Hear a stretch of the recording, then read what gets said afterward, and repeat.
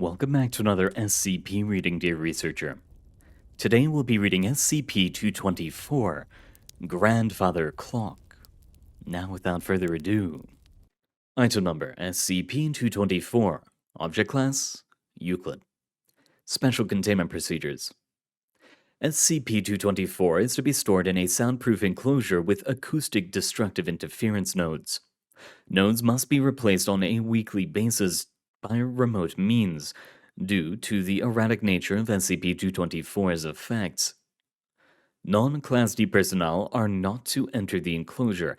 Additionally, SCP-224's enclosure must be kept free from moisture to avoid rapid oxidation. In the event that the clock begins to chime, all personnel must evacuate the area, and the location should be secured following Protocol Site-77. Description: SCP-224 is a wooden grandfather clock, accented with a black lacquer and gold leaf. Markings, remotely observed, date its origin at the end of the 19th century.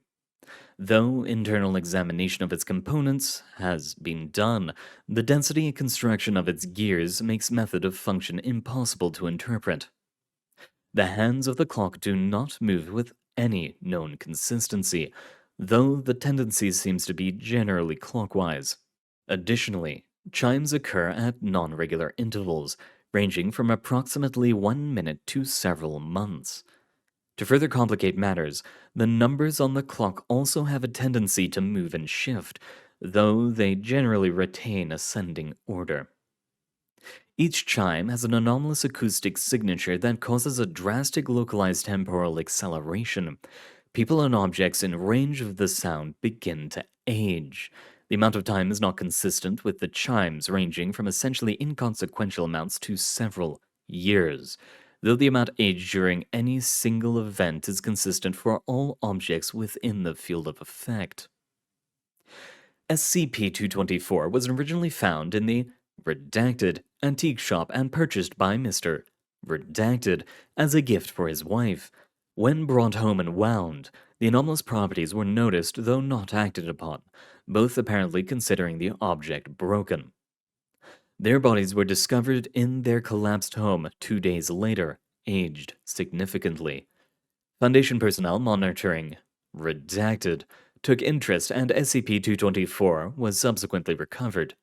Agents Redacted and Redacted were unfortunately lost following exposure during transportation.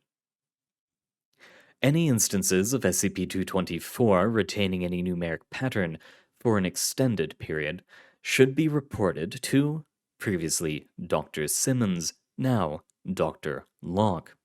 Failure to do so will result in suspension and possible demotion. Addendum: SCP-224 Catalog Incidents. Due to repeated errors on the part of the maintenance crews working on containment for SCP-224, Dr. Simmons insisted that the following report be spread among the on-site work crews to fully stress the importance of SCP-224's containment. After its circulation, it was added to the primary case files for historic purposes.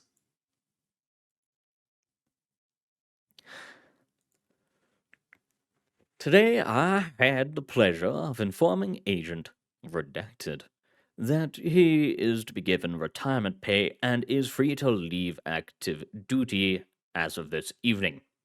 It was not initially approved by Director Redacted until I explained the circumstances. Agent Redacted, who is the father of Alice Redacted and husband of Merle Redacted, was walking past the SCP-224 containment facility on Friday, March 17th, 1980, Redacted. He was reporting to his supervisor's office to deliver the final report on SCP Redacted, which he was instrumental in helping acquire. Because SCP-224's effect is so unpredictable, he had no way of knowing that the object had activated until the acoustic dampening equipment failed, leading to the collapse of the wall. At that time, Agent Redacted was exposed to several iterations of SCP-224's effects. The first one saw him age into his mid-30s. Those of you who have seen the video are aware that this wasn't a drastic change.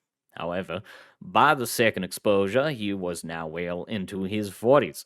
There was significant graying of his hair. By the third iteration, he was balding, and we estimate his age reaching into the early 60s. By the fourth, his skin had noticeably wrinkled, with liver spots appearing in several places. By the sixth iteration, Agent Redacted collapsed due to a broken hip, fracturing several ribs and his left arm. It was at this time that he lost control of his bowels and bladder. When the seventh iteration ended, containment had to be manually reestablished. At this time, Agent Redacted is estimated to be over 100 years old. As a note, Agent Redacted volunteered for termination and examination of SCP-224's effect. Should the retirement pay he was now technically entitled to be awarded to his family.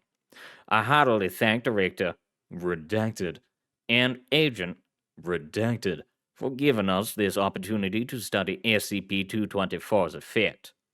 I hope you'll remember in the future that while some SCPs kill immediately, others do not. Others leave lingering effects that have ramifications for the people and the families of the people who are subjected to them. Dr. Rasmussen was down the hall from Agent Redacted. He is now a 35-year-old man in an elderly body. Assistant researcher Jessup, who was pregnant when she was exposed to the same incident, died when her child was forced through her abdomen. Her son is a 40-year-old man with the mind of an infant. Dr. Kinn's undiagnosed case of bladder cancer consumed his entire abdomen in a matter of moments. Please keep these incidents in mind before failing to replace the perfectly fine acoustic nodes in the containment enclosure. Dr. J. Simmons, Head of Containment, SCP-224. While this is just straight up a terrible thing, I mean, we could do the thing that we did with the microwave. We could age some alcohol in there. I don't think anyone would complain. Oh well, that's for the future. Thank you very much for coming, dear researcher. It has been an honor reading for you. Good luck out there, and I hope to see you next time.